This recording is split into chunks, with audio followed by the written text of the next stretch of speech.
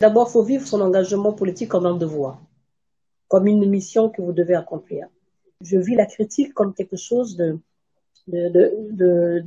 bien, en fait. Pour moi, c'est comme un aiguisoir. On a besoin d'être critiqué et on a besoin du regard des autres pour pouvoir soi-même se projeter aussi dans l'avenir ou peut-être arrondir ou revoir peut-être aussi ses prises d'opposition. Ça veut dire que les gens vous écoutent, ça veut dire que les gens vous suivent. Et ça, c'est très important en politique. Pour moi, ce n'est pas un problème. Est-ce que quelque part, on n'a pas un écosystème avec, je vais reprendre l'expression, de vieux dinosaures politiques qui empêchent l'émergence via la jeunesse ou tout simplement des femmes, un environnement qui, on va dire, qui n'est pas propice à la femme congolaise? Si nous, les femmes, nous voulons réellement assumer de hautes fonctions jusqu'à devenir président de la République, il va falloir que nous puissions nous préparer à pouvoir assumer ces fonctions. Comment, du jour au lendemain, on passe d'un pouvoir que l'on combat à un pouvoir que l'on défend? Comment, du jour au lendemain, avez-vous quitté le bateau de l'opposition pour prendre le bateau de la majorité?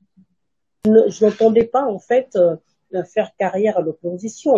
Je savais qu'arrivé à un moment donné, il fallait que je fasse un choix sur l'orientation politique. Mais moi, j'ai pas voulu continuer à rester, en fait, dans ce passé. J'ai pas voulu rester prisonnière de ce passé. J'ai voulu aller de l'avant, j'ai voulu apporter ma contribution, une critique constructive. J'ai pris cette décision en toute responsabilité. Et toutes les critiques qui se font, mais je les assume tout à fait. Et ce que je déplore tout simplement, c'est que on ne respecte pas la liberté des uns et des autres. Lorsqu'on adhère à un parti politique, qu'il soit de l'opposition ou de la majorité présidentielle, on s'engage pour construire son pays. Moi, toutes ces critiques, je les regarde de très loin et je déplore tout simplement que plutôt que de faire des propositions, plutôt que d'avancer des arguments, je veux dire constructifs, que l'on sombre dans les injures. En 2013, vous défendiez les sinistrés du 4 mars. Et aujourd'hui, vous dites que l'opposition est restée dans le passé, dans les conflits post-électoraux, la contestation, et vous rejoignez les rangs du PCT, et quelque part, nous avons peut-être avancé, mais les problématiques des populations sont les mêmes. Nous avons l'émergence des bébés noirs, nous avons toujours les problèmes d'eau, d'électricité. Est-ce que finalement, vous avez juste changé de bord, mais les problématiques, au fond, sont les mêmes? Elles n'ont pas été résolues.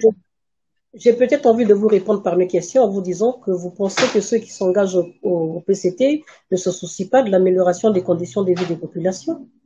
On trouve des solutions de façon progressive. Mais est-ce que cela doit justifier le fait qu'on doit se radicaliser, sombrer dans la critique constante? On a l'impression que tout est noir, que rien n'avance, que rien n'est fait, mais c'est pas ça la réalité. Mon engagement au PCT n'est pas synonyme d'un abandon de la cause pour laquelle je me suis engagée. C'est bien au contraire pour moi une façon de pouvoir apporter ma contribution du côté de ceux qui ont le pouvoir de décision. Et que lorsqu'on franchit la ligne de l'injure, ça veut dire qu'il y a un problème d'éducation quand même, il y a un problème d'éthique. On porte atteinte à l'intégrité de la personne.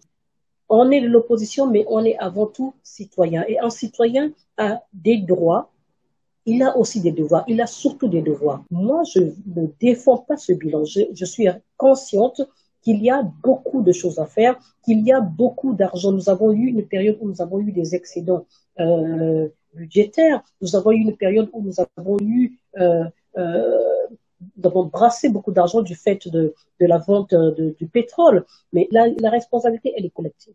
S'il faut faire le bilan, ça veut dire qu'il faut d'abord commencer par demander à ceux qui ont la gestion des ministères de venir rendre compte au peuple congolais et ensuite on fait un bilan global. Donc si on va sur ce sens-là, ça veut dire qu'on ne s'en sortira pas. On fait quoi? On construit un toit. Finalement, Madame Moussara, vous souhaitez qu'on avance sans demander des comptes à personne?